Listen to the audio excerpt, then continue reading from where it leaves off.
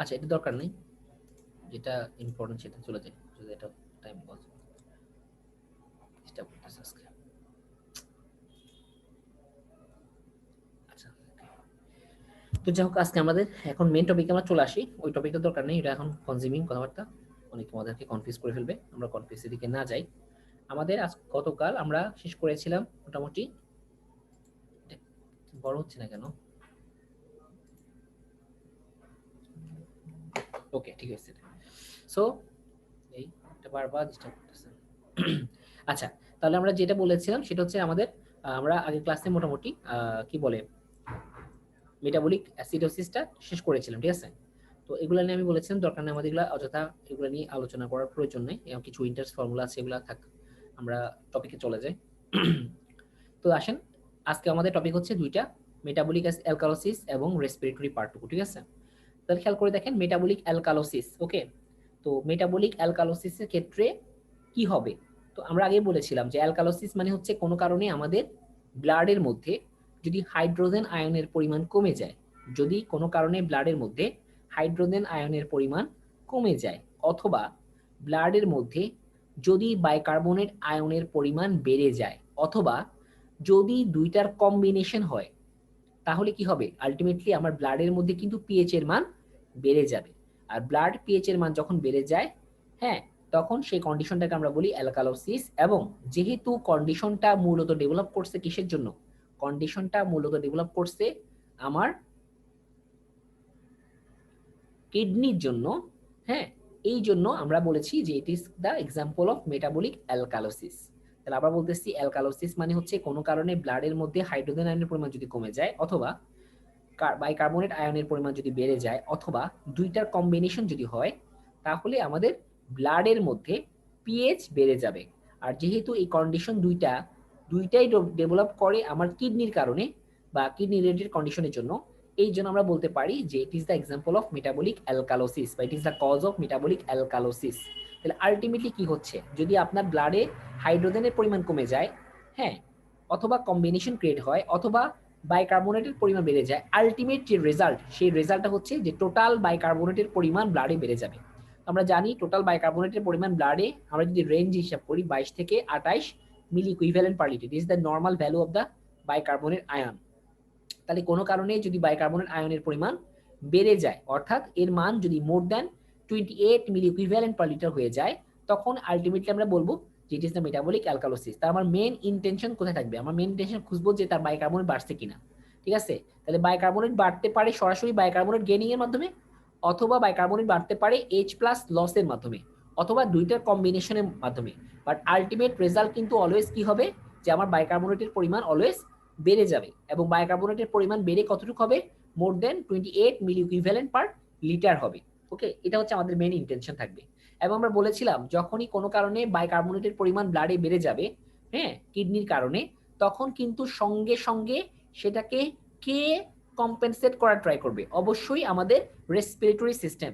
Because যখনই আপনার ব্লাডে H প্লাসের পরিমাণ চেঞ্জ হবে, বাইকার্বনেটের পরিমাণ চেঞ্জ হবে, হ্যাঁ, তখনই কিছু সিগনাল চলে যায়, কোথায় যায়, আমাদের সেন্ট্রাল কেমো রিসেপ্টরে। ওকে, তো সেন্ট্রাল কেমো রিসেপ্টরে যখনই সিগনাল চলে যায়, আমাদের সেন্ট্রাল কেমো রিসেপ্টর কি করতে পারে, কিছু ফায়ার করে, কিছু ট্রিগার করে। কাকে ট্রিগার করে, ইন্সপিরেটরি সেন্টারকে ট্রিগার করে, যেটা আমাদের মেডুলাতে পাওয়া যায়। ওকে, তো মেডুলার এই ইন্সপিরেটরি সেন্টারকে যখন ট্রিগার করা হয়, তখনই কি হয়, ওখান থেকে আমাদের রেসপিরেশন প্রসেসের মধ্যে একটা পজিটিভ সিগন্যাল চলে যায় এবং আমাদের রেসপিরেশন প্রসেসটা অ্যাগ্রিভেট করে। ওকে, তাহলে আলটিমেট এই জন্যই বলেছি যখনই আপনার বডিতে স্লাইট অ্যামাউন্ট অফ হাইড্রোজেন এর চেঞ্জ আসবে, হাইড্রোজেনের আয়নের পরিমাণ যখনই হালকা কম বেশি উঠানামা করবে, সঙ্গে সঙ্গে এই জিনিসটা কে বুঝতে পারে, আমাদের central chemoreceptor, because it is so much sensitive to the level of the hydrogen ion.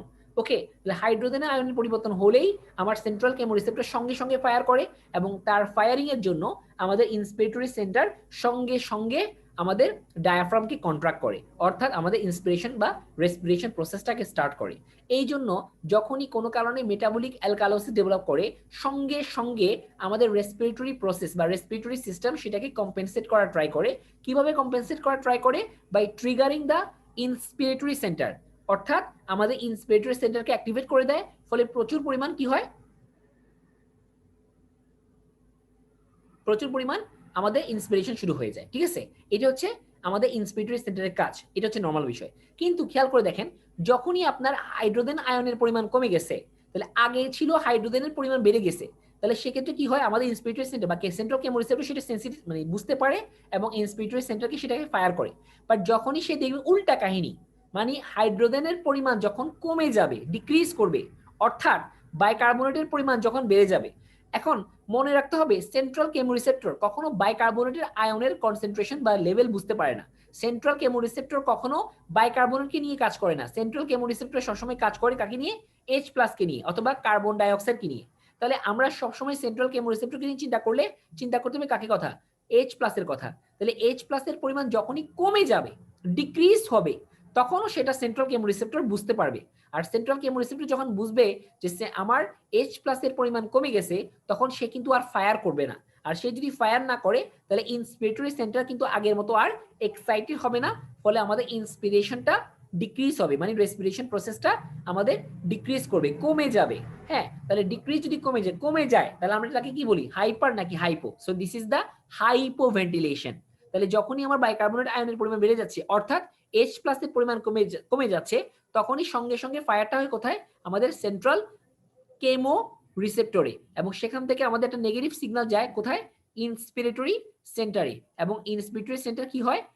Inactivate হয়। এবং ইন্সপিরেটরি সেন্টার যদি ইনঅ্যাক্টিভেট হয়, তাহলে সে কিন্তু আলটিমেটলি কোনো সিগন্যাল আমাদের ডায়াফ্রামে পাঠাতে পারে না, ফলে ডায়াফ্রামটা কিন্তু আর অ্যাক্টিভেট হয় না, সেটাও কিন্তু ইনঅ্যাক্টিভেট হয়। আলটিমেটলি কি হয়? কোনো রকমের ইন্সপিরেশন প্রসেস হয় না, অর্থাৎ হাইপোভেন্টিলেশন ডেভেলপ করে, অর্থাৎ কম পরিমাণ রেসপিরেশন হয়। আর যখনই হাইপোভেন্টিলেশন হবে, যখনই আপনার ইন্সপিরেশন এক্সপিরেশন কমে যাবে, হ্যাঁ, তখনই কি হবে? আর কার্বন ডাইঅক্সাইড গুলা আপনার ব্লাড থেকে বের হইতে পারবে না। আর কার্বন ডাইঅক্সাইড যদি ব্লাড থেকে বের হইতে না পারে, তখন কি হবে? কার্বন ডাইঅক্সাইডের পরিমাণ আমাদের ব্লাডের মধ্যে আস্তে আস্তে করে বাড়া শুরু করবে। আর কার্বন ডাইঅক্সাইডের পরিমাণ যত বাড়া শুরু করবে, তত partial pressure of the carbon dioxide বাড়া শুরু করবে। তাহলে এভাবে কি হয়? যেহেতু partial pressure of carbon dioxide বেড়ে যাচ্ছে, তখন কি হবে? এই কার্বন ডাইঅক্সাইড গুলা আমার আরবিসির মধ্যে প্রবেশ করবে, আরবিসির মধ্যে পানির সঙ্গে বিক্রিয়া করে কার্বনিক অ্যাসিড প্রোডাকশন করবে, এবং আলটিমেটলি সেখান থেকে কি প্রোডাকশন হবে? আমাদের কার্বনিক অ্যাসিড থেকে ভেঙে H প্লাস এবং বাইকার্বনেট আয়ন প্রোডাকশন করবে। আমাদের এই H প্লাস গুলো আলটিমেটলি ব্লাডে চলে আসবে, এবং আলটিমেটলি আমাদের ব্লাডের মধ্যে H প্লাস গুলোকে কারেকশন করবে অথবা বাইকার্বনেটের পরিমাণ ডিক্রিজ করবে। ঠিক আছে, এভাবে কি করবে? আমাদের মেটাবলিক অ্যালকালোসিস হলে হাইপোভেন্টিলেশনের মাধ্যমে আমাদের এটাকে কারেকশন করা হয়। ঠিক আছে,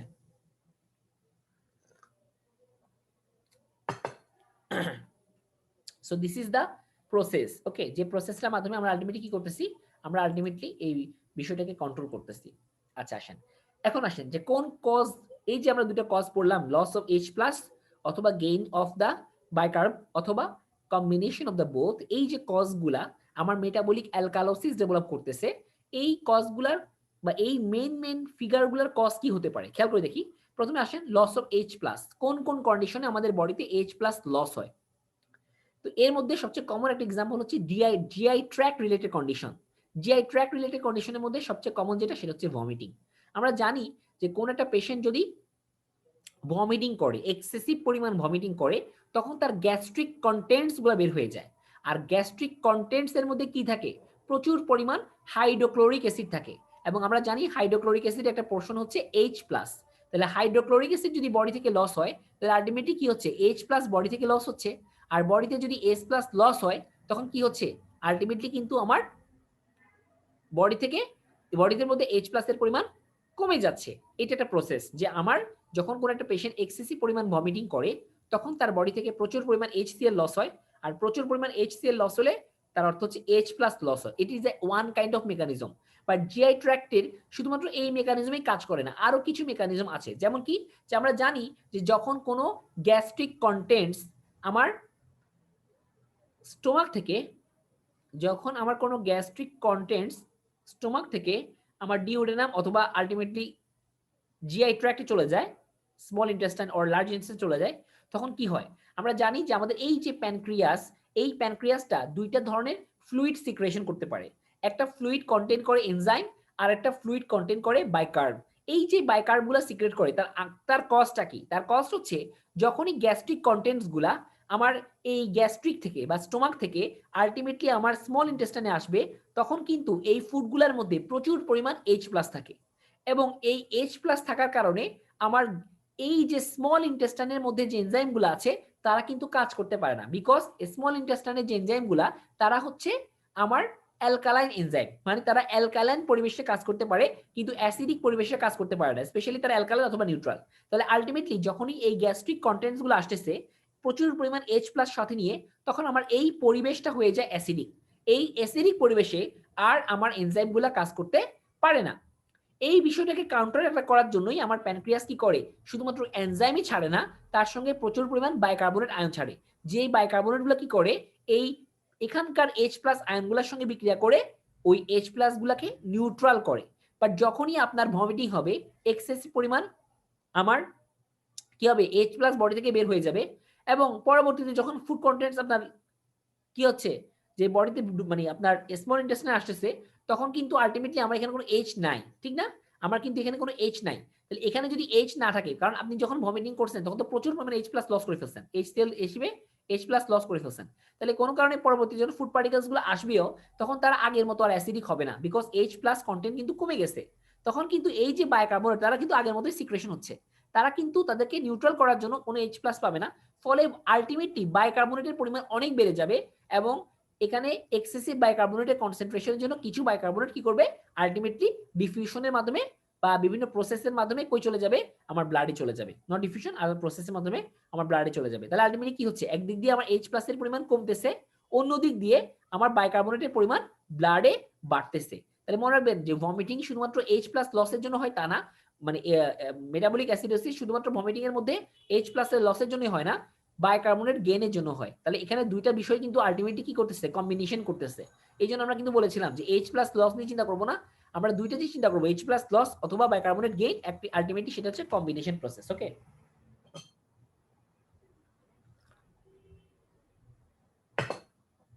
আচ্ছা, তাহলে এটা একটা কজ। ওকে, যে কজের কারণে কি হয়, আমাদের মেটাবলিক অ্যালকালোসিস হয়। ওকে, আচ্ছা, আর কি কজ হতে পারে একটু দেখি আমরা, আসেন। সেকেন্ড কজ হচ্ছে কিডনি রিলেটেড কন্ডিশন। হ্যাঁ, আমরা জানি কিডনি রিলেটেড কন্ডিশনের জন্যই তো মেটাবলিক অ্যালকালোসিস হবে। কি সেটা? সেটা হচ্ছে একটা স্পেশাল ডিজিজ যার নাম হচ্ছে হাইপার অ্যালডোস্টেরিনিজম। আমরা আগের দিন পড়েছিলাম অ্যাডিসন ডিজিজ। অ্যাডিসন ডিজিজকে আমরা বলি হাইপো অ্যালডোস্টেরিনিজম। তার অপোজিট যে word, it is call hyper aldosteronism. এটা কেন হয়? কোনো কারণে অ্যাড্রেনাল গ্ল্যান্ডের মধ্যে যদি কোনো অ্যাড্রেনাল টিউমার ডেভেলপ করে, ওকে, তখন এই কন্ডিশনটা ডেভেলপ করতে পারে। অর্থাৎ আমাদের অ্যাড্রেনাল গ্ল্যান্ড থেকে প্রচুর পরিমাণ অ্যালডোস্টেরন রিলিজ হয় অ্যাড্রেনাল কর্টেক্স থেকে। এই যে অ্যালডোস্টেরন গুলো আছে তারা কি করে, নরমালি অ্যালডোস্টেরন কি করে, আমরা জানি নরমালি অ্যালডোস্টেরন সোডিয়াম রিঅ্যাবজর্পশন করে, নরমালি অ্যালডোস্টেরন সোডিয়াম রিঅ্যাবজর্পশন করে, এবং তার বিনিময়ে সে পটাশিয়াম এবং H+ লস করে। একটা কথা মাথায় রাখবেন যে অ্যালডোস্টেরন সবসময় কি ট্রাই করে, সে সবসময় ট্রাই করে সোডিয়াম গেইন করার জন্য। সে ইউরিন থেকে, আমাদের ইউরিন থেকে first of all say sodium gain করা ট্রাই করে, কিন্তু যখনই সে সোডিয়ামগুলোকে আমার সেলের মধ্যে প্রবেশ করায়, তখনই কিন্তু কি করতে হবে, আমাকে ইকুইলিব্রিয়াম করতে হবে। যখনই আপনি একটা সোডিয়াম বা পজিটিভ চার্জকে সেলের মধ্যে ঢুকাইছেন, তাহলে সেলের মধ্যে কিন্তু পজিটিভ চার্জ বেড়ে যাচ্ছে, বাট এই রুলস কখনো খাটবে না। সেল কখনো এক্সেসিভ পরিমাণ কোনো চার্জ গেইন করে না। তাহলে যখনই আপনি একটা পজিটিভ চার্জ সেলের মধ্যে ঢুকাইছেন, তাহলে অবশ্যই সেল থেকে একটা পজিটিভ চার্জ আপনাকে বের করে দিতে হবে। তাহলে আপনাকে সেই পজিটিভ চার্জ যখন বের করে দেন, এই পজিটিভ চার্জটা ইউজুয়ালি কি হয়, আমাদের জন্য পটাশিয়াম হয় ইউজুয়ালি। বাট মনে রাখবেন যে একটা সেলের তো পটাশিয়াম তো আর অ্যাভেলেবেল না, 100% নাই। তো দেখা যায় যে সে পজিটিভ পটাশিয়াম লস করতে করতে একটা সময় হয় যে আলটিমেটলি তার আর কোনো পটাশিয়াম থাকে না। তখন সে কি করে, তখন সে আলটিমেটলি H+ লস করা শুরু করে। তাহলে প্রথমে সে লস করে পজিটিভ পটাশিয়াম, তারপর সে লস করা শুরু করে পজিটিভ হাইড্রোজেন আয়ন। তাহলে আলটিমেটলি যখন পজিটিভ হাইড্রোজেন আয়ন সে লস করে, তখন সেই পজিটিভ হাইড্রোজেন আয়ন কই চলে আসে, আমাদের ইউরিনে চলে আসে। ওকে, তাহলে ইউরিনে যখন চলে আসতেছে, তাহলে কি হচ্ছে, আমার ইউরিনটা অ্যাসিডিক হয়ে যাচ্ছে, এবং আলটিমেটলি প্রচুর পরিমাণ H+ আমার বডি থেকে লস হচ্ছে। আর প্রচুর পরিমাণ H+ যদি বডি থেকে লস হয়, তাহলে আমরা কি বলি, পেশেন্টের বডিতে কি ডেভেলপ করবে, মেটাবলিক অ্যালকালোসিস ডেভেলপ করবে। বিকজ যখনই আলটিমেটলি H+ লস হয়, তখনই ব্লাড থেকে কিছু পরিমাণ বাইকার্বনেট আয়ন গেইন হয়। আমরা যখন সেকেন্ড ক্লাস নিয়েছিলাম তখন পড়েছিলাম যে কিভাবে একটা H+ লস হলে একটা বাইকার্বনেট গেইন হয়। এটা কিন্তু ভাইয়া সেকেন্ড ক্লাসে আপনাদেরকে বুঝিয়েছিলাম, রাইট? যে কেন আপনার বডিতে যখন একটা H+ লস হয়, তার বিনিময়ে একটা H+ একটা বাইকার্বনেট আয়ন আমার ব্লাডে চলে আসে। তাহলে দেখেন, একটা H+ যখনই লস হবে, তার বিনিময়ে কিন্তু একটা বাইকার্বনেট আয়ন গেইন হচ্ছে। তাহলে কি হচ্ছে, একদিক দিয়ে আপনি H+ লস করতেছেন, অন্য দিক দিয়ে আপনি বাইকার্বনেট গেইন করতেছেন। তাহলে আলটিমেটলি কি হচ্ছে, ব্লাডের মধ্যে H+ তো লস হচ্ছে, অ্যাসিডিটি কমতেছে, আবার বাইকার্বনেট গেইন হচ্ছে, মানে অ্যালকালিনিটি বাড়তেছে, তাহলে আলটিমেটলি কি ডেভেলপ করবে? মেটাবলিক অ্যালকালোসিস ডেভেলপ করবে। তাহলে একটা কন্ডিশন পেয়েছি জিআই ট্র্যাক্টের মধ্যে ভমিটিং, হ্যাঁ, আর একটা কজ পাচ্ছি কিডনির মধ্যে হাইপার অ্যালডোস্টেরনিজম, যেটা সাধারণত অ্যাড্রেনাল টিউমারের জন্য হতে পারে, হ্যাঁ, কর্টেক্সের যদি টিউমারটা হয় সেটার জন্য হতে পারে। ওকে, এখন আসেন সরাসরি বাইকার্বনেটের সঙ্গে কি সম্পর্কিত। আগে এটা কিন্তু আমরা দেখছি যে H+ এর লসের সঙ্গে বাইকার্বনেটের সম্পর্ক কম্বিনেশন, আর এখন দেখব সরাসরি বাইকার্বনেট বেড়ে যাওয়ার জন্য কোন ধরনের আমাদের কি বলে এটাকে, কোন ধরনের আমাদের মেটাবলিক অ্যালকালোসিস হচ্ছে, কোন কারণে হচ্ছে দেখি আমরা। প্রথমটা হচ্ছে reabsorption from kidney. Reabsorption from kidney এটা কি?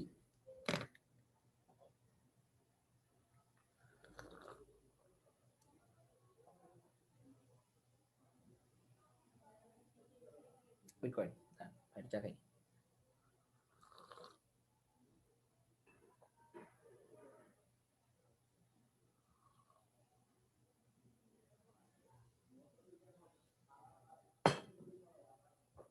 ওকে, ধরেন কোনো কারণে আপনার ব্লাডে, হ্যাঁ, কোনো কারণে আপনার ব্লাডের ভলিউম যদি কমে যায়, কোনো কারণে আপনার ব্লাডের ভলিউম যদি কমে যায়, হ্যাঁ, যেমন আমরা যখন লুপ ডায়োরিটিক্স ইউজ করি, ডাইউরেটিক্স যেটা আমাদের বডি থেকে কি করে, ওয়াটার বের করে দেয়। ডায়োরিটিক্সের কাজই হচ্ছে আপনার বডি থেকে ওয়াটারকে বের করে দেওয়া।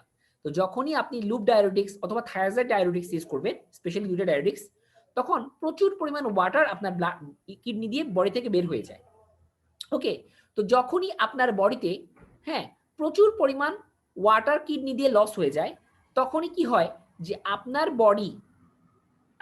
Body try to compensate, body try করে এই যে এক্সেসিভ পরিমাণ ওয়াটার লস হয়ে যাচ্ছে এটাকে সে কিভাবে বাড়াইতে পারে, কিভাবে সে এক্সেসিভ পরিমাণ ওয়াটারগুলোকে লসটাকে কমাইতে পারে। তখন বডি কি করে, এক্সেসিভ পরিমাণ বাইকার্বনেট আয়ন কি করা শুরু করে, রিঅ্যাবজর্পশন করা শুরু করে, because bicarbonate attract water but minimal amount. তো যখনই এক্সেসিভ পরিমাণ বাইকার্বনেট আপনার ব্লাডে চলে আসে, হ্যাঁ, তখন কি হয় দেখেন, একদিক দিয়ে কি হচ্ছে যে আলটিমেটলি কিন্তু আপনার ব্লাডের পরিমাণ কমে গেছে, ব্লাডের পরিমাণ কমে গেছে মানে ব্লাড ভলিউম কমে গেছে, আর আলটিমেটলি কি হচ্ছে, প্রচুর পরিমাণ বাইকার্বনেট আয়ন আপনার ব্লাডের মধ্যে চলে আসতেছে। তাহলে একদিক দিয়ে আপনার বাইকার্বনেট আয়ন গেইন হচ্ছে, অন্য দিক দিয়ে আপনার ওয়াটার লস হচ্ছে, ওয়াটার, তাহলে আলটিমেটলি কি হচ্ছে, ওয়াটারের পরিমাণ কমে যাচ্ছে। তাহলে ওয়াটারের পরিমাণ যদি কমে যায়, তাহলে একটু চিন্তা করে দেখেন তো, বাইকার্বনেটের কনসেন্ট্রেশন কি হয়ে যাচ্ছে, বেড়ে যাচ্ছে না? তাহলে বাইকার্বনেটের কনসেন্ট্রেশন যখন বেড়ে যাচ্ছে, যদিও এটা রিয়েল কোনো অ্যালকালোসিস না, বাট দেখে মনে হচ্ছে যে আপনার বাইকার্বনেট বেড়ে গেছে, আসলে কিন্তু বাইকার্বনেট বাড়ে নাই, বাইকার্বনেট যা ছিল তাই আছে, বাট ওই যে এক্সেসিভ পরিমাণ যে ওয়াটার লস হচ্ছে আপনার বডি থেকে, হ্যাঁ, লুপ ডায়োরিটিক্স বা থায়োজাইড ডায়োরিটিক্সের জন্য, এই কারণে আপনার বাইকার্বনেটের কনসেন্ট্রেশন অনেক বেড়ে যাচ্ছে। তো সেটাকে দেখে মনে হচ্ছে যে আপনার বডিতে একটা অ্যালকালোসিস ডেভেলপ করছে, বা সত্যিকার অর্থে এটা রিয়েল কোনো অ্যালকালোসিস না, এটাকে আমরা সিউডো অ্যালকালোসিস বলতে পারি, এর অপর নাম হচ্ছে কন্ট্রাকশন অ্যালকালোসিস, যে কারণে আপনার ব্লাডের মধ্যে কোনো কারণে যে যে পরিমাণ ওয়াটার লস হয় তাকে কারেকশন করার জন্য বডি যখন একটু বেশি পরিমাণ বাইকার্বনেট গেইন করা শুরু করে, বাট বাইকার্বনেট আমরা জানি নর্মালি 100% রিঅ্যাবজর্ব হয়ে যায়, তাহলে এটা খুব বেশি গেইন করলেও কিন্তু আলটিমেটলি গেইন বেশি হবে তা কিন্তু না, কিন্তু ওই যে এক্সেসিভ পরিমাণ ওয়াটার যে লস হচ্ছে, আলটিমেটলি বাইকার্বনেটের কনসেন্ট্রেশন কি হয়ে যাচ্ছে, বেড়ে যাচ্ছে। তো বাইকার্বনেটের কনসেন্ট্রেশন বাড়ার কারণে মনে হচ্ছে যে আপনার বডিতে কি হয়েছে, একটা অ্যালকালোসিস ডেভেলপ করছে, এই জন্য এটাকে নাম দিয়েছি কন্ট্রাকশন অ্যালকালোসিস। তাহলে এটা রিয়েল অ্যালকালোসিস না, কন্ট্রাকশন, ব্লাড ভলিউম কন্ট্রাকশনের জন্য অ্যালকালোসিস প্রেজেন্ট হচ্ছে, এটাকে আমরা বলতেছি কন্ট্রাকশন অ্যালকালোসিস, যেটা কেন হয়, লুপ ডায়োরিটিক্স বা থায়াজাইড ডায়োরিটিক্সের জন্য হতে পারে। তাহলে এটা একটা কজ হতে পারে, খুব সিভিয়ার না, হতে পারে। ওকে, আচ্ছা, আর এটা কি হতে পারে, injection of the large amount of antacid, injection of the large amount of antacid, কেউ যদি প্রচুর পরিমাণ অ্যান্টাসিড ইনজেকশন করে, তো একটা অ্যান্টাসিডের নাম দেখেন সোডিয়াম বাইকার্বনেট, তাহলে যখন আপনি প্রচুর পরিমাণ সোডিয়াম বাইকার্বনেট ইনজেকশন করবেন, তখন কি হবে, এই সোডিয়াম বাইকার্বনেট যখন কিডনিতে আসবে, তখন কিন্তু সে এই হাইড্রোজেন প্লাস গুলোকে নিউট্রালাইজ করার ট্রাই করবে, হ্যাঁ, এটাই ইট is the action of the antacid. But যখন আপনি এক্সেসিভ পরিমাণ, হ্যাঁ, লার্জ অ্যামাউন্ট বাইকার্বনেট ইনজেকশন করে ফেলবেন, তখন কিন্তু সবগুলা H+ কে নিউট্রালাইজেশন করার পরেও অনেক পরিমাণ বাইকার্বনেট আমার স্টোমাকে রয়ে যাবে। তখন কি হবে, তখন এই ফুড পার্টিকেলস গুলা যখন আমার স্টোমাক থেকে আমার স্মল ইন্টেস্টাইন প্রবেশ করবে, তখন কি হবে, আমার স্মল ইন্টেস্টাইনের মধ্যে বাইকার্বনেটের কনসেন্ট্রেশন খুবই বেড়ে যাবে। আর বাইকার্বনেটসের কনসেন্ট্রেশন খুব বেড়ে যাবে, তখন অনেক পরিমাণ বাইকার্বনেট পুনরায় আমার স্মল ইন্টেস্টাইন থেকে পুনরায় ব্লাডে চলে যাবে। তাহলে আলটিমেটলি কি হচ্ছে, আমার ব্লাডের মধ্যে বাইকার্বনেটের পরিমাণ বেড়ে যাচ্ছে এবং আলটিমেটলি কি ডেভেলপ করতেছে, আমাদের মেটাবলিক অ্যালকালোসিস ডেভেলপ করতেছে। ঠিক আছে, তাহলে আলটিমেটলি আমরা কি পাচ্ছি, একটা হচ্ছে H+ লসের জন্য, আর একটা হচ্ছে বাইকার্বনেট গেইনের জন্য, হ্যাঁ, বা বাইকার্বনেট ইনক্রিজের জন্য। এটার মধ্যে একটা হচ্ছে contraction alkalosis, it is not real alkalosis, আর এটা হচ্ছে large amount of injection of the antacid, specially sodium bicarbonate খাইলে আমাদের অনেক সময় কি হতে পারে, মেটাবলিক অ্যালকালোসিস হতে পারে। এটা কখন এক্সেসিভ অ্যামাউন্ট খাই ফেলবেন, নরমালি হবে না, যখন কেউ এক্সেসিভ অ্যামাউন্ট এটা খাবে তখন হবে। ওকে,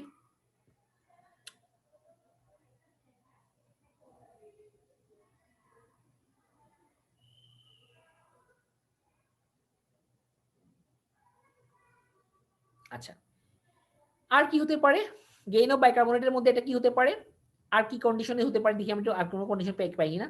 হ্যাঁ, একটা কন্ডিশন বলতেছে ওরা যে হাইপোক্যালিমিয়া, কোনো পেশেন্টের ব্লাডে যদি পজিটিভ পটাশিয়ামের পরিমাণ কমে যায়, তখন অনেক সময় দেখা যায় যে তার বডিতে, হ্যাঁ, বাইকার্বনেটের অ্যাবজর্পশন রেট বেড়ে যায়। এটা কেন হয়?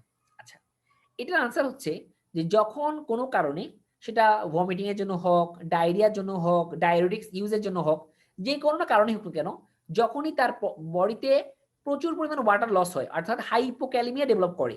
ওকে, তাহলে কি হচ্ছে, তো হাইপোক্যালিমিয়া যখনই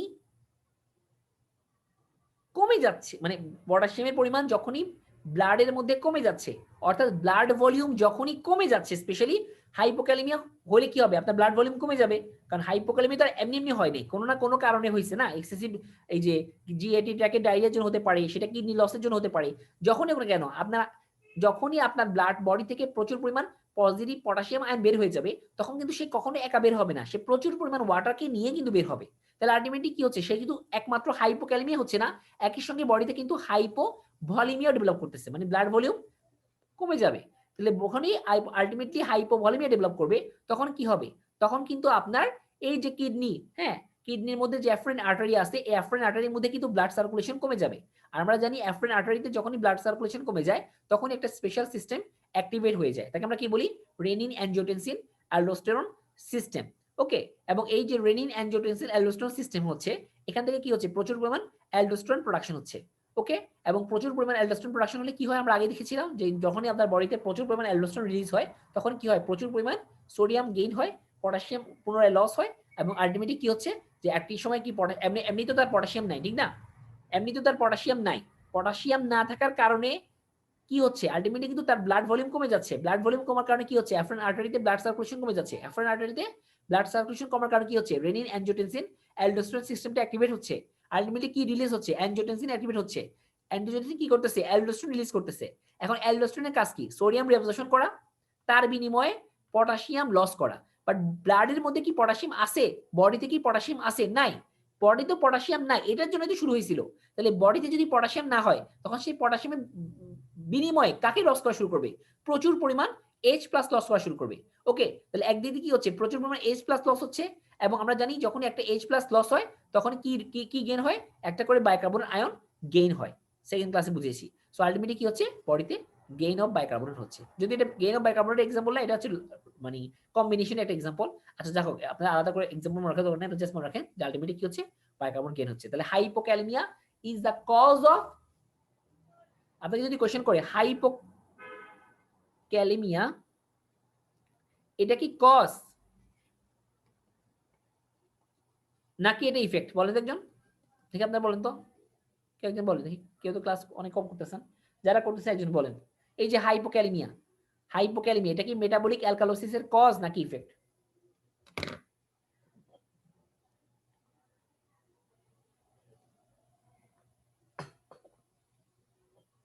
একজন বলেন।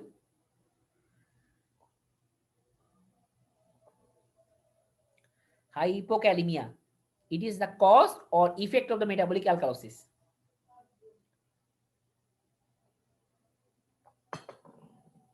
আনসার হচ্ছে বোথ, বোথ,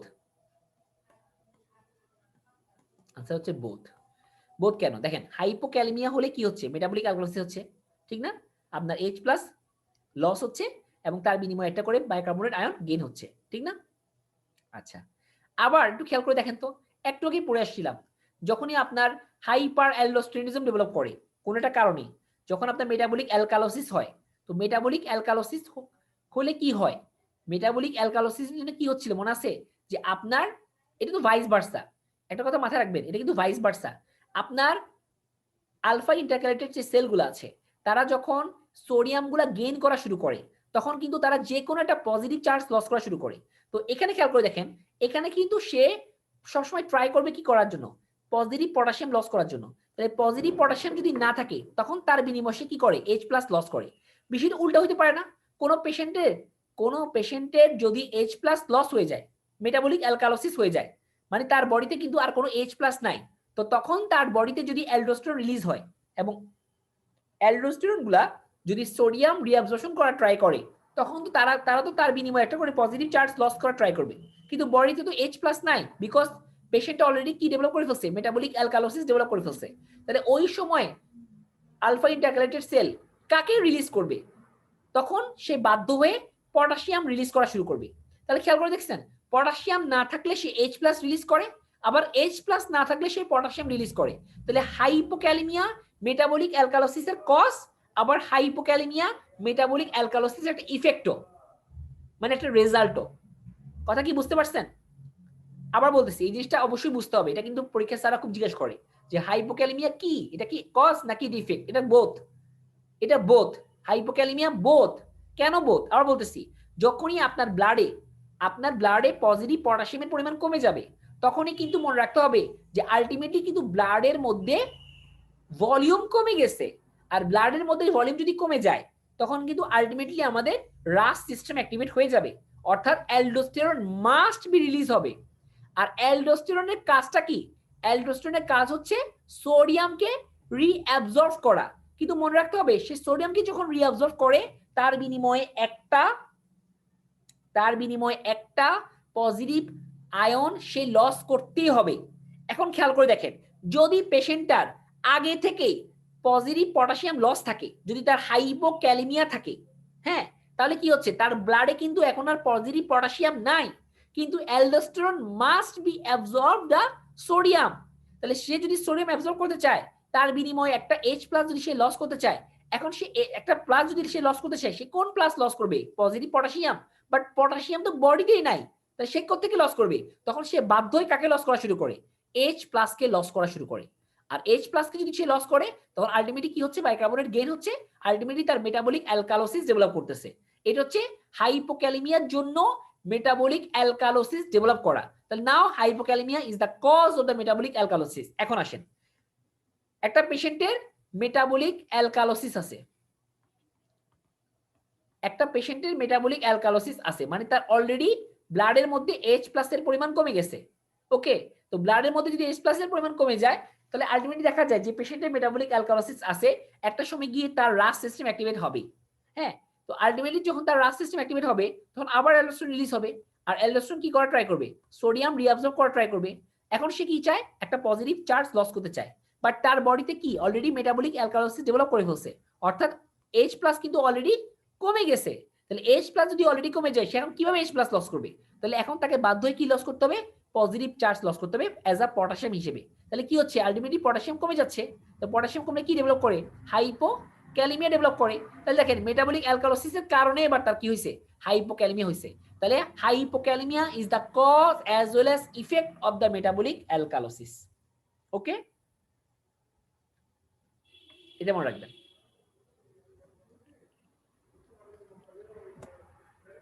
তাহলে আমাদের মোটামুটি কজগুলা কভার আপ করা গেল, আশা করি প্রত্যেকটা কজ বুঝতে পারছি।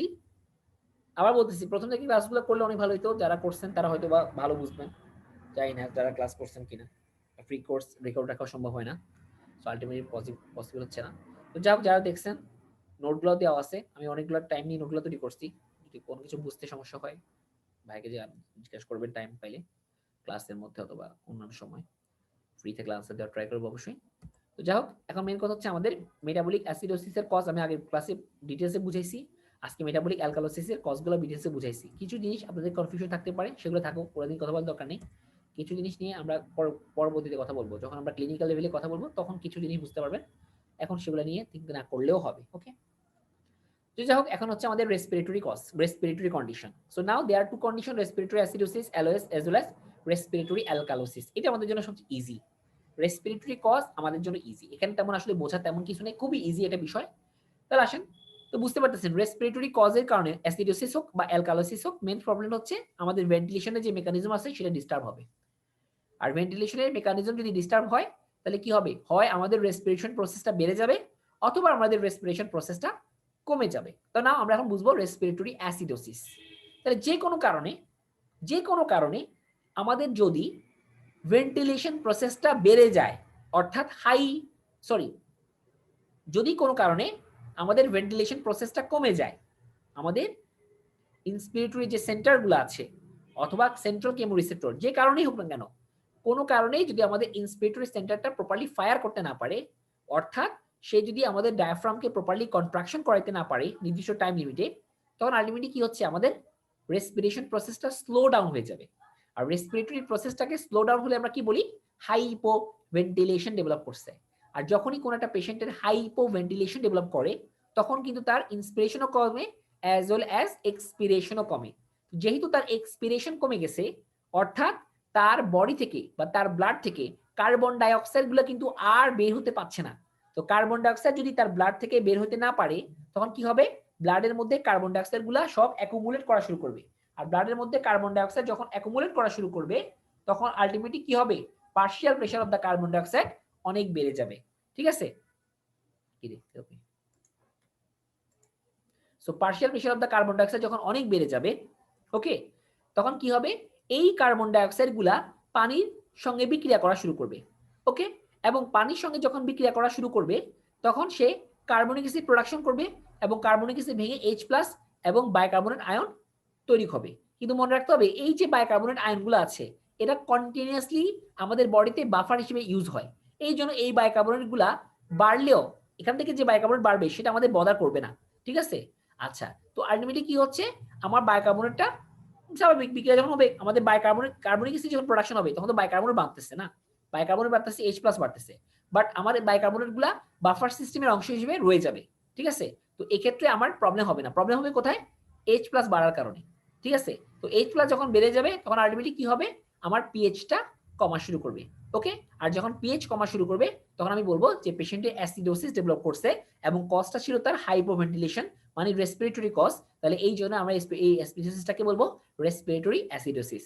এবং এইটাকে কম্পেনসেট করার জন্য কে কাজ করবে, কিডনি কাজ করবে। বাট আমি আগেই বলেছি যে কিডনি যখন কাজ করে, সে কখনোই রেসপিরেটরি সিস্টেমের মতো এত ফাস্ট কাজ করতে পারে না। সে প্রথম একদিন দুই দিন কখনোই কাজ করতে পারবে না, বিকজ কিডনি খুব ভালো সেন্সিটাইজার না, সে খুব ভালো সিস্টেমের চেঞ্জগুলা বুঝতে পারে না। সে তখনই বুঝতে পারে যখন সিস্টেমের মধ্যে হিউজ অ্যামাউন্টের চেঞ্জ দেখা যায়। তো যখন প্রাথমিক অবস্থায় আমার H+ বাড়া শুরু করবে, পিএইচ কমা শুরু করবে, তখন কিডনি কখনোই সেটাকে খুব ভালোভাবে বুঝতে পারবে না। আর কিডনি যখনই সেটা বুঝতে পারবে না, তখন সে কখনোই সেটাকে কম্পেনসেট করার ট্রাই করবে না। বাট একটা সময় গিয়ে যখন দেখা যাবে যে আপনার ব্লাডের মধ্যে H+ এর পরিমাণ অনেক বেড়ে গেছে, পিএইচ এর পরিমাণ অনেক কমে গেছে, তখন আস্তে আস্তে করে কিডনি সেটাকে কম্পেনসেট করার ট্রাই করবে। কিভাবে, সিম্পল, আপনি যদি কোনোভাবে H+টাকে নিউট্রালাইজেশন করতে পারেন, তাহলে কিন্তু আলটিমেটলি কি হচ্ছে, আমার কম্পেনসেশন হচ্ছে। তাহলে আমি কিভাবে H+ গুলোকে নিউট্রালাইজ করব, দুইভাবে করতে পারি। এক, H+ লস করার মাধ্যমে। দুই, এক্সেসিভ পরিমাণ বাইকার্বনেট গেইন করার মাধ্যমে, অথবা অ্যাবজর্পশন বা রিঅ্যাবজর্পশন করার মাধ্যমে। বিকজ আপনি যদি H+ লস করেন, তাহলে কি হবে, একটা H+ লস হলে কিন্তু একটা বাইকার্বনেট অটোমেটিক্যালি গেইন হয়। তো আলটিমেটলি কি হচ্ছে, বাইকার্বনেট বাড়তেছে। আর আপনি যদি সরাসরি বাইকার্বনেট রিঅ্যাবজর্পশন বাড়াইতে পারেন, তাহলে ওই বাইকার্বনেটগুলো কি করবে, আপনার H+ গুলোকে বাফার সিস্টেমের মাধ্যমে নিউট্রালাইজ করে ফেলবে। ঠিক আছে, ইট ইজ দ্য প্রসেস। তাহলে মেন কথা হচ্ছে রেসপিরেটরি অ্যাসিডোসিস কেন হয়, যে কোনো কারণে যদি আপনার হাইপোভেন্টিলেশন হয়, একটাই কোশ্চেন, একটাই কজ মনে রাখেন, বারবার কজ মনে রাখার দরকার নাই। রেসপিরেটরি অ্যাসিডোসিসের কজ কি, hypoventilation. It is the cause of the respiratory acidosis. এবার আপনাকে জানতে হবে what are the cause of the hypoventilation. আপনি এভাবে মনে রাখেন, আপনার জন্য মনে রাখা সহজ। এবং রেসপিরেটরি অ্যাসিডোসিসের কারণে যদি পিএইচ কমে যায়, তখন সেটাকে কে কম্পেনসেট করা ট্রাই করে, অবশ্যই কিডনি। কিডনি কিন্তু সঙ্গে সঙ্গে পারে, কখনো পারে না, টাইম লাগে, একদিন দুই দিন পরে পারে। তাহলে যেহেতু সে সঙ্গে সঙ্গে পারে না, তাহলে ওই পেশেন্টের আমি রেসপিরেটরি অ্যাসিডোসিসটাকে দুইভাবে চিন্তা করতে পারবো, একটা হচ্ছে অ্যাকিউট, আর একটা হচ্ছে ক্রনিক। অ্যাকিউট মানে হচ্ছে যখন কোনো কম্পেনসেশন নাই, আর ক্রনিক মানে হচ্ছে যখন already kidney try to compensate but fully compensation করতে পারে নাই, তখন আপনি দেখবেন যে তার পিএইচটা কম, বাট অতটা কম না যতটা প্রাথমিক অবস্থায় ছিল। ওকে, তাহলে দুই ক্ষেত্রে আপনি পিএইচ কম পাবেন, দুই ক্ষেত্রে আপনি অ্যাসিডোসিস পাবেন, বাট ওই ক্ষেত্রে আপনি কি পাবেন যে অ্যাসিডোসিসটা কিছুটা মিনিমাল। কখন? ক্রনিক কন্ডিশনে, যখন আপনার কিডনি অলরেডি কম্পেনসেশন করা ট্রাই করে ফেলতেছে। ওকে, এই জন্য আমরা বলতে পারি যে রেসপিরেটরি অ্যাসিডোসিসকে আমরা অ্যাকিউট এবং ক্রনিক পর্যায়ে ভাগ করতে পারি, যেটা আমরা মেটাবলিক কন্ডিশনটাকে পারিনি। ঠিক আছে, বিকজ মেটাবলিক কন্ডিশনের ক্ষেত্রে আমার রেসপিরেটরি সিস্টেম সঙ্গে সঙ্গে ফায়ার করে, সেখানে কোনো টাইম কনজিউমের কোনো কাহিনী নেই। তাহলে আমি আগে বলেছিলাম যে অ্যাকিউট, হ্যাঁ, around 24 hours of persistent respiratory acidosis before delayed compensation. দেখছেন যে প্রথম অবস্থা কি হচ্ছে যে অ্যাকিউট অথবা ক্রনিক। অ্যাকিউট কখন হচ্ছে? যখন পিএইচটা সিভিয়ারলি কমে যাচ্ছে, যখন আমার কিডনি কোনো ট্রাই কম্পেনসেট করতে পারে নাই, বাইকার্বনেট সে স্লাইটলি ইনক্রিজ করছে অথবা সে পারে নাই বাড়াইতে, তখন আমরা কি বলতে পারি যে পেশেন্টের অ্যাকিউট কন্ডিশন। আর যখন কিডনি ট্রাই টু কম্পেনসেট, হ্যাঁ, অর্থাৎ সে প্রচুর পরিমাণ বাইকার্বনেট গেইন করে ফেলছে, প্রচুর পরিমাণ বাইকার্বনেট সে রিঅ্যাবজর্ব করে ফেলছে, এবং ওই বাইকার্বনেট গুলো কি করতেছে, এক্সিস্টিং এইচ প্লাস গুলোকে নিউট্রাল করে ফেলতেছে বাই বাফার সিস্টেমের মাধ্যমে, তখন কি হবে, আপনার পিএইচটা নরমালের কাছাকাছি চলে আসবে। হ্যাঁ, তবে এটা সত্য কথা যে পিএইচটা 100% নরমাল হবে না। পিএইচ যদি নরমাল হয়ে যায় তাহলে তার রেসপিরেটরি অ্যাসিডোসিস নাই। এই জন্য বলতে পারছি যে পিএইচটা ক্লোজ টু দ্য নরমাল, এখনো নরমাল হয় নাই, ক্লোজ টু দ্য নরমাল, নরমালের কাছাকাছি। So this is the exam, this is called chronic respiratory acidosis. Already ভাই বলছি, এটা হচ্ছে অ্যাকিউট রেসপিরেটরি অ্যাসিডোসিস, আর এটা হচ্ছে ক্রনিক রেসপিরেটরি অ্যাসিডোসিস, যেটা মেটাবলিক অ্যাসিডোসিস বা অ্যালকালোসিসের ক্ষেত্রে প্রযোজ্য নয়। ওকে, এখন আসেন, আমি বলেছিলাম যে আপনি মনে রাখবেন যে রেসপিরেটরি অ্যাসিডোসিস কজ কয়টা, আপনাকে যদি কোশ্চেন করে কজ কয়টা, আনসার একটাই, কজ একটা। কজটা কি? হাইপোভেন্টিলেশন, আনসার শেষ। এখন আপনাকে যদি কোশ্চেন করে what are the cause of hypoventilation, hypoventilation কেন হয়, তখন আপনি চিন্তা করবেন যে হ্যাঁ, হাইপোভেন্টিলেশনের কজ কি হতে পারে। তার মধ্যে একটা কজ দেখেন, ইম্পেয়ার্ড গ্যাস এক্সচেঞ্জ। কোন পেশেন্টের গ্যাস এক্সচেঞ্জের ক্ষমতা যদি কমে যায়, কোন কন্ডিশন হতে পারে, যেমন নিউমোনিয়া। কোন একটা পেশেন্টের নিউমোনিয়া হলে তার গ্যাস এক্সচেঞ্জ ক্যাপাবিলিটি কমে যায়, তার হাইপোভেন্টিলেশন ডেভেলপ করে, তার বডিতে কার্বন ডাইঅক্সাইড গেইন হয়। ওকে, আচ্ছা, আর কি হতে পারে, যেমন টাইপ 2 রেসপিরেটরি ফেলিয়ার। আমরা জানি টাইপ 2 রেসপিরেটরি ফেলিয়ার কি হয়, বডিতে প্রচুর পরিমাণ কার্বন ডাইঅক্সাইড গেইন হয়। ওকে, আর কি কন্ডিশন হতে পারে, সিওপিডি তে হতে পারে। আর কি কন্ডিশন হতে পারে, অ্যাজমাতে হতে পারে। এগুলোতে কি হয়, হাইপোভেন্টিলেশন হয়। এখন কেন হাইপোভেন্টিলেশন হয় এগুলো নিয়ে এখন কথা বলবো না, বিকজ এটা টপিক না। জাস্ট এটা মনে রাখেন যে এই কন্ডিশনগুলোতে আমাদের হাইপোভেন্টিলেশন ডেভেলপ করে। ওকে, তাহলে ক্রনিক অবস্ট্রাকটিভ পালমোনারি ডিজিজ, যাকে আমরা বলি সিওপিডি, তারপর হচ্ছে অ্যাকিউট কন্ডিশন যেমন পালমোনারি ইডিমা, হ্যাঁ, নিউমোনিয়া, এজমা, এগুলোতে সবগুলা ক্ষেত্রে কি হয়, আমাদের বডিতে গ্যাস চেঞ্জ ক্যাপাবিলিটি লস হয়, হাইপোভেন্টিলেশন হয়, ব্লাডের মধ্যে কার্বন ডাইঅক্সাইড লেভেল বেড়ে যায়, আলটিমেটলি পিএইচ কমে যায় এবং রেসপিরেটরি অ্যাসিডোসিস ডেভেলপ করে।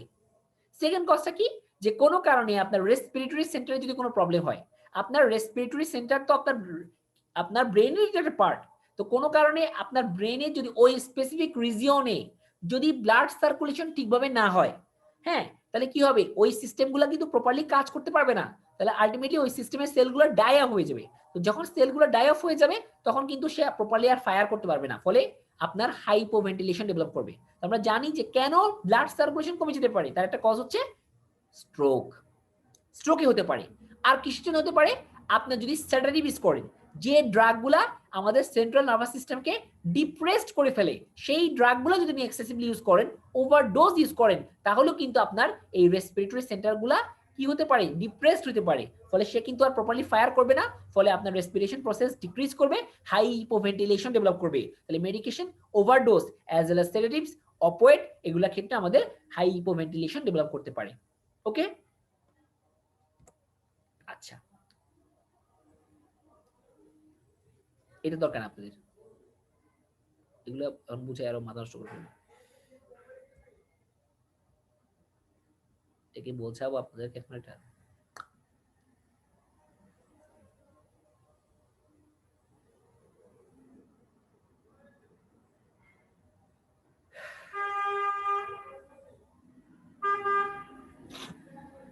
আচ্ছা, তাহলে দেখেন কিভাবে, আচ্ছা আমরা কম্পেনসেশন আমি হালকা একটু বুঝাই দিই, বিকজ অনেকেই জিজ্ঞাসা করবেন পরে আমাকে যে ভাই এটা কেন কম্পেনসেশন হয়েছিল। ঠিক আছে,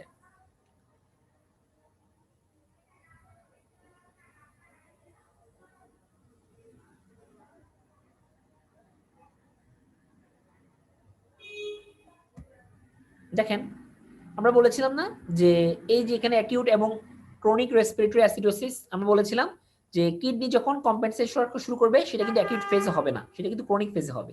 তাহলে কিডনি অলওয়েজ করে কখন? ক্রনিক ফেজে। কিন্তু অ্যাকিউট ফেজেও কি কেউ করে না? করে, কিন্তু সে কিডনি না, সে অন্য কেউ। খেয়াল করে দেখেন আমি কি লিখেছিলাম যে অ্যাকিউট ফেজে বাইকার্বনেট কখনো কখনো স্লাইটলি বাড়তে পারে, সেই স্লাইটলি বাড়াটা কি বাড়ায়? আর বলতেছি আপনি ইচ্ছা করলে এটাকে স্কিপ করতে পারেন, এই অংশটুকু না বুঝলেও কোনো সমস্যা নাই। অনেকে কোশ্চেন করেছেন আমাকে আগে, আমার মনে আছে, তো আমি এই জিনিসটা রেখেছি আপনাদের জন্য, ঠিক আছে? যে অনেকে, যেটা আমি বিভিন্ন জায়গা থেকে পাইছি, তো আমি কষ্ট করে আর লিখিনি, আমি দিয়েছি আপনাদের জন্য। দেখেন আমি বলেছি না যে প্রাথমিক অবস্থায় যখন আপনার হাইপোভেন্টিলেশন ডেভেলপ করবে, হ্যাঁ, যখন প্রাথমিক অবস্থায় আপনার হাইপোভেন্টিলেশন ডেভেলপ করবে, ওকে, যে আপনার লাংস থেকে প্রপারলি যদি কার্বন ডাইঅক্সাইড গুলো বের হইতে না পারে, তখন কি হচ্ছে? তখন কিন্তু আমার ব্লাডের মধ্যে কার্বন ডাইঅক্সাইড লেভেল এক্সেসিভলি বেড়ে যাচ্ছে। এখন আসেন, এই যে কার্বন ডাইঅক্সাইড গুলা যখন ব্লাডের মধ্যে এক্সেসিভলি বেড়ে যাচ্ছে, অর্থাৎ আমার পিএইচ এর পরিমাণ যখন এক্সেসিভলি কমে যাচ্ছে, তখন কি কোনোভাবে এটাকে কাউন্টার করা যায় না? আনসার হচ্ছে যায়। একটা প্রসেস আছে যার মাধ্যমে অল্প হলেও আপনার কিছুটা কম্পেনসেশন হয়, খুবই মিনিমাল বাট হয়। সেটা কি? সেটা হচ্ছে আমাদের ব্লাড সেল। মনে রাখবেন আমাদের ব্লাডের মধ্যে যে আরবিসি গুলো আছে, এই আরবিসি গুলো তো কিছু সেল না। এই কার্বন ডাইঅক্সাইডের পরিমাণ যখন ব্লাডের মধ্যে এক্সেসিভলি বেড়ে যায়, তখন কিছু কার্বন ডাইঅক্সাইড আমার এই ব্লাডের মধ্যে প্রবেশ করে, ব্লাড সেলে প্রবেশ করে। আর ব্লাড সেলে যখন কার্বন ডাইঅক্সাইড প্রবেশ করে, আমরা জানি যে আরবিসির ভিতরে কার্বনিক অ্যানহাইড্রেজের পরিমাণ প্লাজমার তুলনায় 5000 গুণ বেশি। তাহলে যে রিয়াকশনটা আমার, ভালোভাবে শুনেন, যে রিয়াকশনটা আমার প্লাজমাতে হবে তা আরবিসিতে 5000 গুণ বেশি জোরে হবে।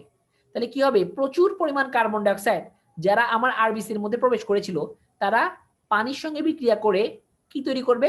কার্বনিক অ্যানহাইড্রেজ এনজাইমের সহায়তায় কার্বনিক অ্যাসিড প্রোডাকশন করবে এবং আলটিমেটলি কার্বনিক অ্যাসিড গুলো ভেঙে H+ এবং বাইকার্বনেট তৈরি করবে।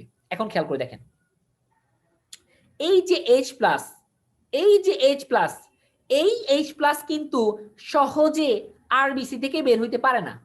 এই H+ কিন্তু আরবিসি থেকে সহজে বের হইতে পারে না, বিকজ যেহেতু সে একটা চার্জ পার্টিকেলস, তার বের হওয়ার জন্য কিছু স্পেসিফিক মেকানিজমের প্রয়োজন। সেই মেকানিজমগুলা নর্মালি আমার আরবিসিতে থাকে না, কিন্তু বাইকার্বনেট সহজেই আরবিসি থেকে বের হইতে পারে।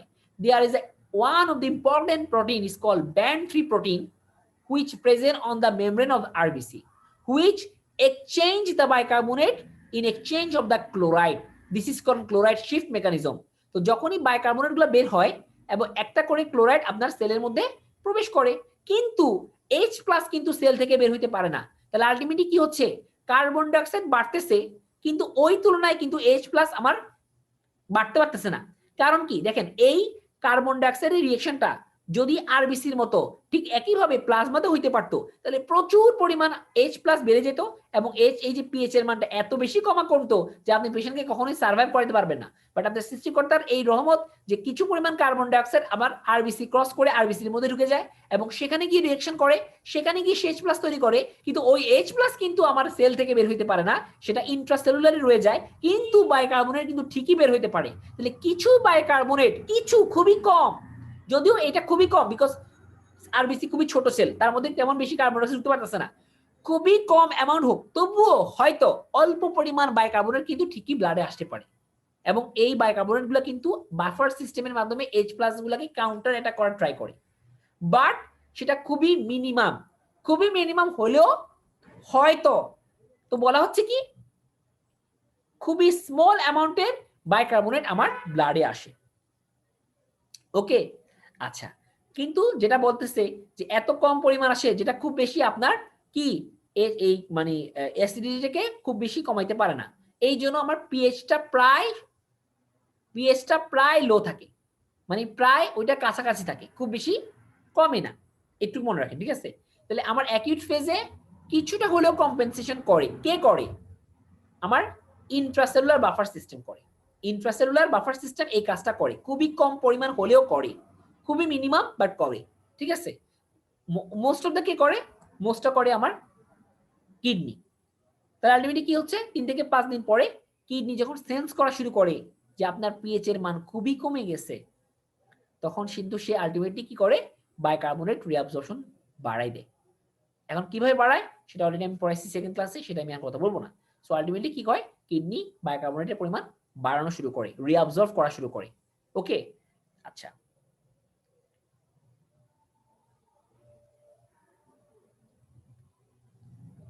এখানে একটা এমসিকিউ আছে, আপনারা এমসিকিউ দেখতে পারেন। খেয়াল করে দেখেন এখানে একটা কথা আছে যে প্রতি 10 millimetre mercury pressure of the carbon dioxide বা partial pressure of carbon dioxide বাড়ার জন্য এই সিস্টেমে কতটুকু বাইকার্বনেট বাড়ে? মাত্র 1 মিলি ইকুইভ্যালেন্ট পার লিটার। খেয়াল করে দেখেন প্রতি 10 milli equivalent millimetre mercury pressure partial pressure of carbon dioxide বাড়ার জন্য মাত্র 1 milli equivalent per litre bicarbonate ব্লাডে বাড়ে। আর আপনি যদি একটু খেয়াল করে দেখেন কিডনির মধ্যে প্রতি 10 millimetre mercury pressure of the partial pressure of carbon dioxide বাড়ার জন্য কিডনি 4 মিলি ইকুইভ্যালেন্ট পার লিটার বাইকার্বনেট বাড়ায়, আগের তুলনায় 4 গুণ বেশি। তাহলে মেইন কম্পেনসেটরি মেকানিজমটা কে শো করে? অবশ্যই আপনার কিডনি। তাহলে কিডনি কি করতেছে? কার্বন ডাইঅক্সাইড বাড়ার কারণে প্রচুর পরিমাণ বাইকার্বনেট আয়ন রিঅ্যাবজর্ব করা শুরু করতেছে এবং আলটিমেটলি কি হচ্ছে আপনার ব্লাডের মধ্যে বাইকার্বনেটের পরিমাণ বাড়তেছে এবং সেটা কি করে আপনার পিএইচ গুলোকে স্টেবিলাইজ করে। হ্যাঁ, আলটিমেটলি বাইকার্বনেট যেহেতু গেইন হচ্ছে, H+ লস হচ্ছে এবং H+ লস হওয়ার কারণে বাইকার্বনেট গেইন হওয়ার কারণে আপনার এটা আস্তে আস্তে করে স্টেবিলাইজ হবে, পিএইচটা নরমালের কাছাকাছি চলে আসবে। বাট হ্যাঁ 100% কখনোই নরমাল হবে না, তাহলে তো আপনার এটা অ্যাসিডোসিস রইল না। সো এটা হচ্ছে compensatory mechanism of kidney in case of the respiratory acidosis in the chronic phase, not in the acute phase. Acute phase কে করে intracellular buffer system or hemoglobin buffer. Okay, কস দরকার নেই, লিখে নেবেন।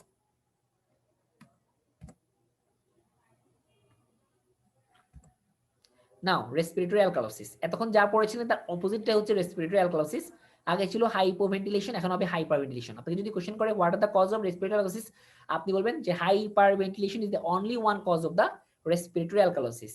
এরপর পরে কি করবে যে আপনাকে জিজ্ঞেস করবে হাইপারভেন্টিলেশনের কজ কি, এগুলো তো অলরেডি বুঝে ফেলছেন কি কি হবে।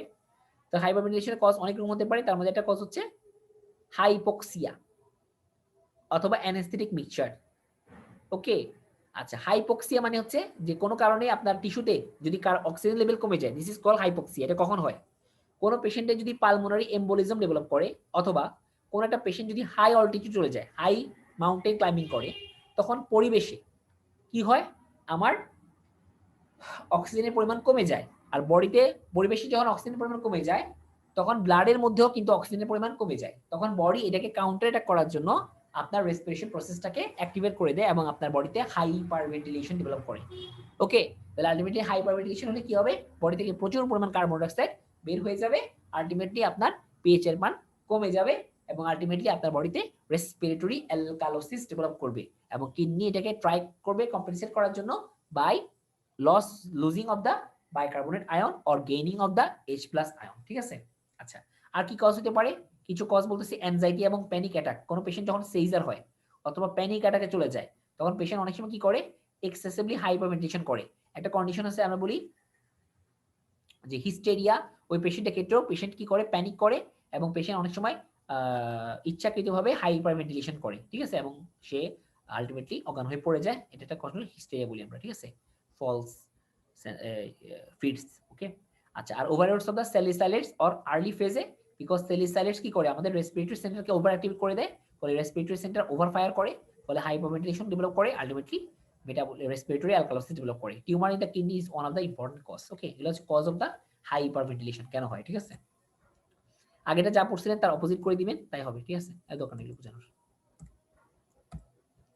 সো তাহলে আলটিমেটলি আমাদের মেটাবলিক কজ গেল, রেসপিরেটরি কজ গেল। আশা করি এখন আর বোঝা না বোঝার কিছু নাই। এখন এই বিষয়গুলো যদি আপনি জাস্ট ঠান্ডা মাথায় চিন্তা করেন, ক্লাসগুলো করেন, আমার নোটগুলো দেখেন, আশা করি ক্লিয়ার হয়ে যাবে। তো একটু খেয়াল করে দেখেন কি বলতেছে মেটাবলিক অ্যাসিডোসিস। দেখেন আমরা যখন মেটাবলিক অ্যাসিডোসিস চিন্তা করব, মেটাবলিক অ্যাসিডোসিস চিন্তা করব, তখন আপনি কাকে দেখবেন? খেয়াল করে দেখেন অ্যাসিডোসিস মানে কি? মানে পিএইচ কমে গেছে। ওকে, আচ্ছা তো পিএইচ কমে গেছে, তাহলে আলটিমেটলি কি হচ্ছে? পিএইচ যখন কমে যাবে পিএইচ যখন কমে যাবে, তখন কি হচ্ছে আলটিমেটলি আপনার বাইকার্বনেটের পরিমাণ কমে গেছে, বিকজ এইচ প্লাস গেইন হয়েছে দেখেই তো আপনার কি হচ্ছে পিএইচ কমে গেছে, বা এইচ প্লাস গেইন হয়েছে দেখেই তো বাইকার্বনেটের পরিমাণ কি হয়ে গেছে, কমে গেছে। আচ্ছা, আর সেটাকে কম্পেনসেট করবে কে? Respiratory system. কিভাবে করবে? হাইপার ভেন্টিলেশনের মাধ্যমে। আর হাইপার ভেন্টিলেশন করলে কি হবে? আলটিমেটলি তার পার্শ্ব বিষয় কার্বন ডাইঅক্সাইড কমবে। এটা হচ্ছে রেসপিরেটরি মানে রেসপন্স, কম্পেনসেটরি রেসপন্স যেটা। মেটাবলিক অ্যালকালাইসিস কি হবে? আপনার পিএইচ বেড়ে যাবে। কেন বেড়ে গেছে? Due to increase of the bicarbonate ion. তো সেটাকে কম্পেনসেশন কি করছে রেসপিরেটরি সিস্টেম? কিভাবে করছে? হাইপারভেন্টিলেশনের মাধ্যমে। হাইপারভেন্টিলেশন করলে পার্শ্ব বিষয় কার্বন ডাইঅক্সাইড কি হয়? বাড়ে। এরপর রেসপিরেটরি অ্যাসিডোসিস। তাহলে অ্যাসিডোসিস মানে পিএইচ কমে গেছে। কোন কজে কমে গেছে? ডিউ টু হাইপারভেন্টিলেশনের জন্য, ঠিক না? আচ্ছা, তো ডিউ টু হাইপারভেন্টিলেশনের জন্য হলে কি হবে? আপনার partial pressure of carbon dioxide বেড়ে গেছে। ওকে, তাহলে এটাকে কে কম্পেনসেট করবে? কিডনি কম্পেনসেট করবে। অ্যাকিউটলি নাকি ক্রনিকলি? ক্রনিকলি মানে ডিলেট করবে। কিভাবে করবে? Due to increase bicarbonate ion. So bicarbonate পরিমাণ একসময় কি হবে? বেড়ে যাবে। ওকে, আর রেসপিরেটরি অ্যালকালোসিস কি হবে? অ্যালকালোসিস মানে পিএইচ বেড়ে গেছে। রেসপিরেটরি মানে কিসের জন্য হয়েছে? হাইপারভেন্টিলেশন হয়েছে। হাইপারভেন্টিলেশনে কি হয়? Partial pressure of carbon dioxide কমে যায়, কমে গেছে। কে কম্পেনসেট করবে? কিডনি। কিভাবে করবে? ডিলেটলি। কিভাবে করবে? Due to loss of the losing the bicarbonate ion. তাহলে বাইকার্বনেটের পরিমাণ কি হবে? ব্লাডে কমে যাবে, কমে গেছে। ওকে, এটা হচ্ছে প্রসেসটা। ওকে, আমরা একটু দেখতে পাই। এটা দেখেন অ্যাসিড বেস টুল বক্স বলি আমরা এটাকে। একটা এবিজি অ্যানালাইসিস আসছে। দেখেন পিএইচ কত? 7.62, বাইকার্বনেট হচ্ছে 18, কার্বন ডাইঅক্সাইড লেভেল হচ্ছে 18। ওকে, আসেন তাহলে বসাই। তাহলে কি পাচ্ছি? পিএইচ হচ্ছে নরমাল রেঞ্জটা কত আমরা জানি 7.35 থেকে 7.45, এভারেজ হচ্ছে 7.4। বাইকার্বনেট হচ্ছে 22 থেকে 28, এভারেজ হচ্ছে 25। Partial pressure of carbon dioxide average হচ্ছে 32 থেকে 48, এভারেজ হচ্ছে 40। রেঞ্জ হচ্ছে 32 থেকে 48, এভারেজ হচ্ছে 40। এবার আসেন এবিজি কত পাচ্ছি? পিএইচ কত পাচ্ছি? 7.62, 7.62। ওকে, তাহলে 7.62 মানে কোন দিকে গেছে? এদিকে গেছে, এদিকে। তাহলে এদিকে বসান। ওকে, এরপর আসেন বাইকার্বনেট কত? 18, তাহলে বাইকার্বনেট কোন দিকে গেছে?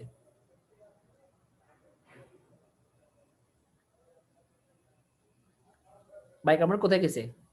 18 মানে এদিকে, বিকজ 22 কম মানে এদিকে, সো এদিকে গেছে বাইকার্বনেট। ওকে, ওকে, আচ্ছা এবার আসেন। তাহলে বাইকার্বনেট আপনি পাইছেন কত? পিএইচ পাইছেন 7.62 মানে অ্যালকালোসিস। বাইকার্বনেট পাইছেন 18 মানে মেটাবলিক কজ, বিকজ বাইকার্বনেট কাকে ইন্ডিকেট করে? মেটাবলিক কজকে। তাহলে আনসার কি? মেটাবলিক, মেটাবলিক,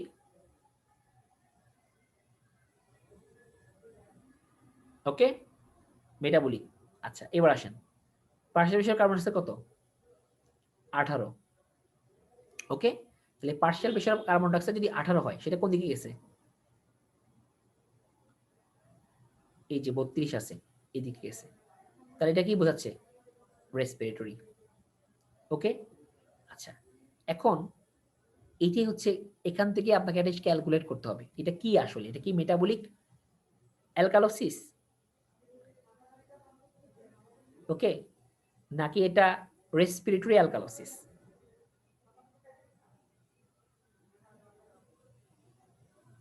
কে বলতে পারবেন? আমি বসাইছি, আপনি এখন আনসার দেন আমাকে। এটা আনসার কি?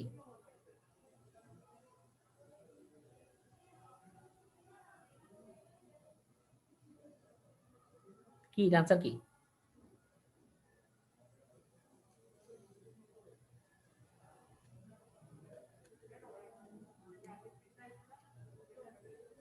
এটা খুব ইজি একটা টুল বক্স।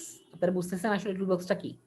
এটা আনসার কিন্তু দেখি দিয়ে দিছি ভাইয়া, দেখেন আবার বলতেছি, এখানে একটা এবিজি গ্যাসের অ্যানালাইসিস আছে, ঠিক আছে, আর্টেরিয়াল ব্লাড গ্যাস অ্যানালাইসিস আছে।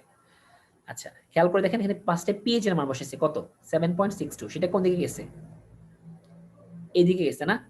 দেখেন ভালোভাবে খেয়াল করে দেখেন, পিএইচ এর মানটা কোন দিকে গেছে?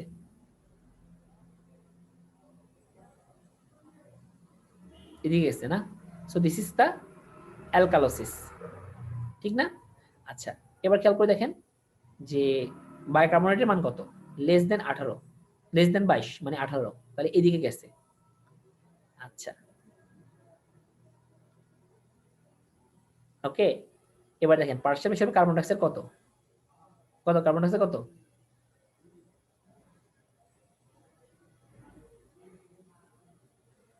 18, তাহলে 18 কোন দিকে দেখেন তো, 18 কোন দিকে, এই যে এদিকে 32, এদিকে 48, তাহলে 18 হচ্ছে এই দিকে। ওকে, আচ্ছা এখন আমাকে বলেন এটা কি, একজন বলেন, এতক্ষণ এতক্ষণ বসে আসছি চুপ করে বলতেছেন না কেন একজন, এটা কি?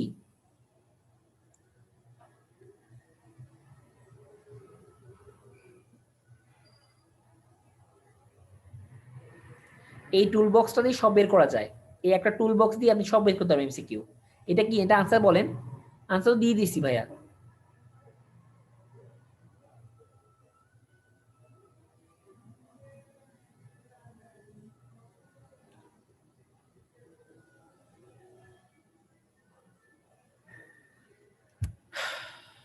বলতে পারতেছেন না, তাহলে আর পড়ায় কি লাভ হলো?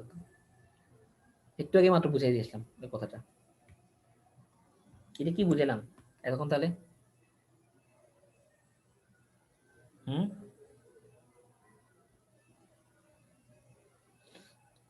এই টুল বক্সটা বের করতে পারতেছেন না, ইজি একটা জিনিস।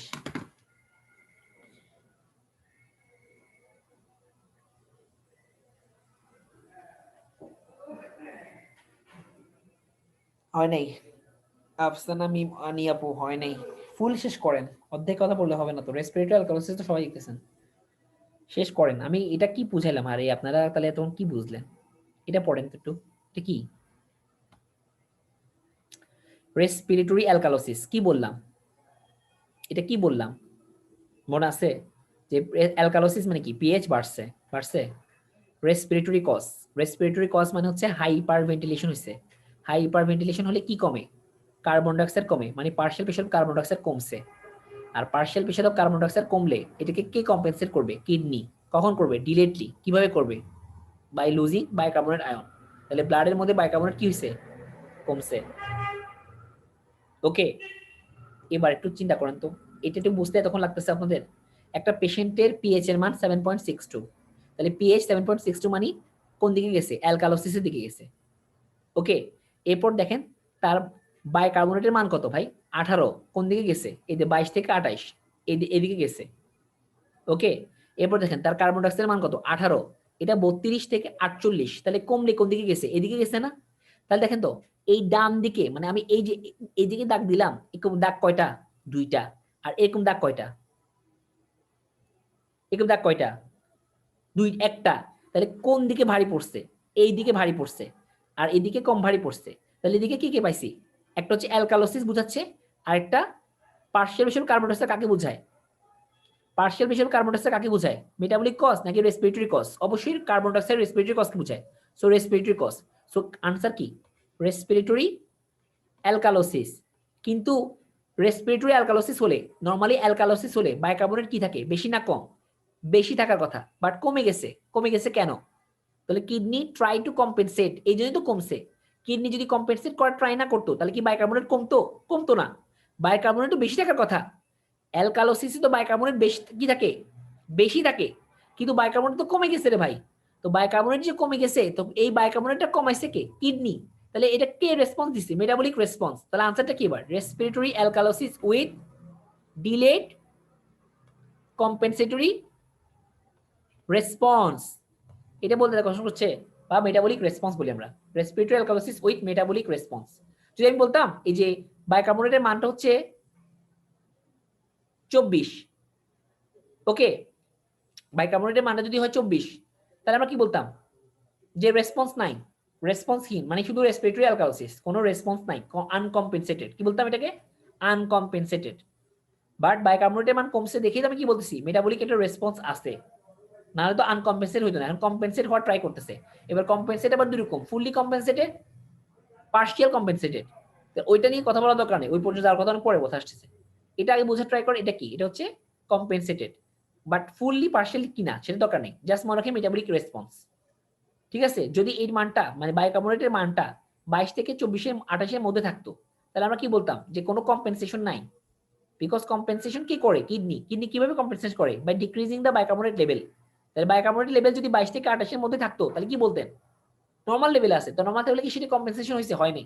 তাহলে আমরা কি বলতাম, রেসপিরেটরি অ্যালকালোসিস উইথ আনকম্পেনসেটেড মেথড বা আনকম্পেনসেশন। বাট এখন কি আছে, একটা বাইকার্বনেটের মান কমে গেছে, তাহলে বাইকার্বনেট কি কমায়? কিডনি কখন করছে? ডিলে। তাহলে কি বলবো? Respiratory alkalosis with metabolic response. এটা বলতে পারতেছেন আপনারা? এই টুল বক্সটা মনে রাখেন। এটা দিয়ে আপনি যে কোনো, আপনাকে যদি এটা তখন ইউজ করতে পারবেন যখন এমসিকিউ আসবে, এমনি ইউজ করতে পারবেন না, ঠিক আছে? এটা শুধুমাত্র এমসিকিউ আসলে সঙ্গে সঙ্গে আনসার করার জন্য, বাট এটা সবকিছু আনসার দিবে না। এটা পার্শিয়াল কম্পেনসেশন, ফুললি কম্পেনসেশন, এগুলো সব দিবে না।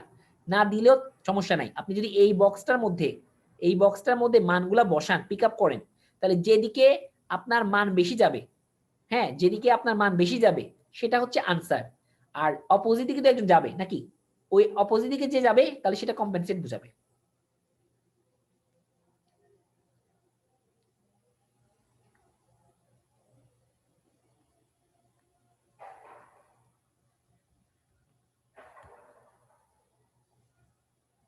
যাই হোক,